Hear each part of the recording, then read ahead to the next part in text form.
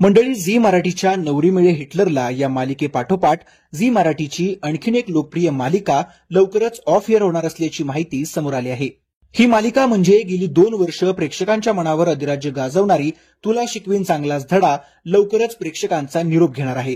या मालिकेत शिवानी ऋषिकेशनं अक्षरा अधिपती या भूमिका, तर लोकप्रिय अभिनेत्री कविता मेडेकर यांनी अक्षराच्या सासूबाई खलनायिका भुवनेश्वरीची भूमिका साकारली होती।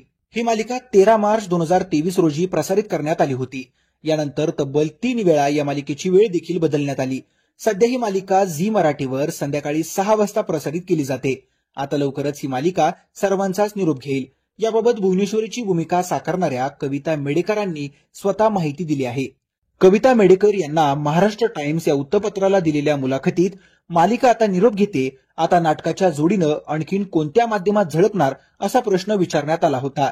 यावर अभिनेत्री म्हणाल्या, मालिका संपल्यावर 2 ते 2.25 वर्षांनी मिळणाऱ्या मोकळ्या वेळेचा सदुपयोग करण्यासाठी मी काही योजना करेन। मला आणखीन एखाद्या नाटकात काम करायला नक्कीच आवडेल। यावरून मालिका लवकरच ऑफ एअर होते हे स्पष्ट झालं आहे। दरम्यान आता ही मालिका नेमकी कधी संपणार याची निश्चित तारीख अद्याप समोर आलेली नाही। याशिवाय तुला शिकवीन चांगलाच धडा या मालिकेऐवजी संध्याकाळी 6 वाजता कोणती मालिका प्रसारित होणार या गोष्टीचा उलगडा लवकरच होईल।